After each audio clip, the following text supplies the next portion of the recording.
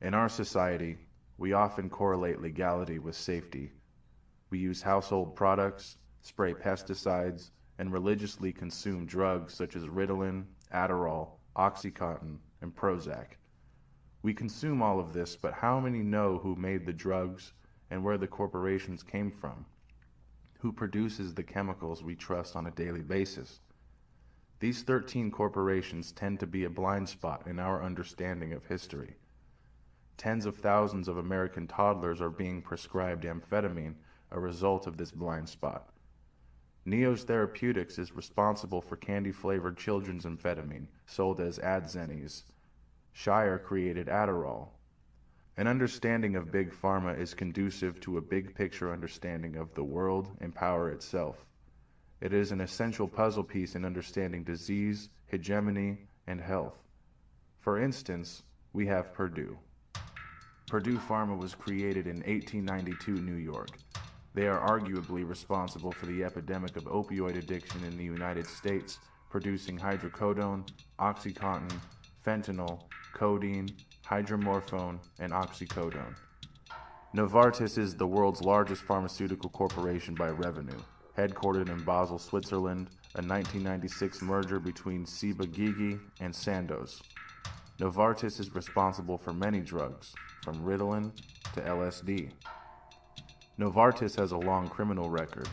They are known for animal cruelty, for drilling the heads of cats open to experimenting on primates. Sandoz polluted the Rhine River in the 1986 Sandoz chemical spill. Novartis owned Syngenta, one of the world's largest producers of pesticides and GM seeds. Recently, Syngenta was sold to the Chinese government. State-owned ChemChina is now one of the world's largest producers of pesticides and genetically modified seeds. Novartis coerces entire countries into banning cheaper, generic versions of their cancer drugs, namely Colombia. Leaked letters revealed Novartis' control over the Senate Finance Committee, as Colombia was warned that their $450 million in Peace Colombia money would be in jeopardy if they did not crack down on generic versions of the cancer drug Gleevec. Eli Lilly was created in 1876 Indianapolis. They are responsible for Prozac, antipsychotics, cancer-causing bovine growth hormones in cows, and cancer drugs to treat the cancer that may have been given to people through Eli Lilly products. Created in 1849 New York, Pfizer is responsible for Zoloft, Xanax, SSRI antidepressants, Viagra, Advil, Chapstick, Robitussin, and more. In 2014, Pfizer spent $2.6 million paying off politicians. The Nuremberg trials of Nazi Germany produced 3 corporations on this list.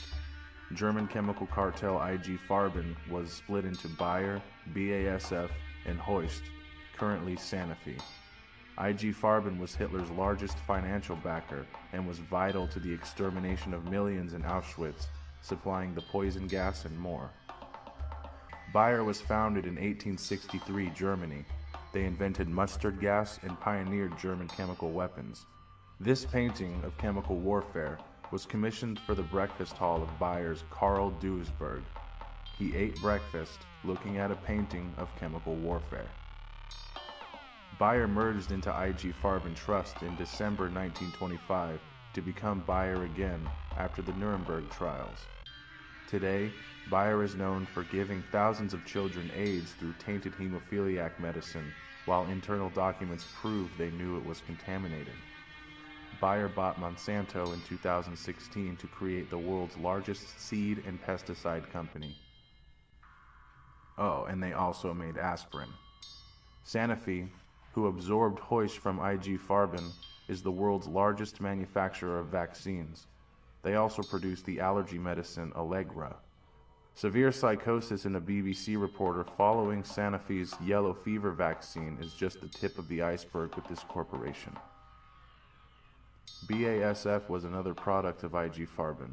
Unfazed by the Nuremberg trials, today they are the world's largest chemical corporation. They produce raw materials for pharmaceuticals, plastics, GM seeds, and more.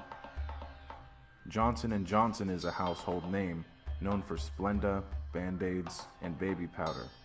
Unfortunately, their famous talcum powder actually causes ovarian cancer, and they were forced to pay $72 million to a woman who used their product religiously and got cancer. Margaret Hamburg held the highest office at the FDA as commissioner from 2009 to 2015. She ensured Johnson & Johnson's profit through minimal regulation, while her husband's hedge fund, Renaissance Technologies, owned a large stake in J&J. Hamburg's father was president of Carnegie Corporation. Both father and mother served as directors of the American Eugenics Society. Toddlers on Adderall. History of Big Pharma and the major players will provide insight into this blind spot of historical understanding.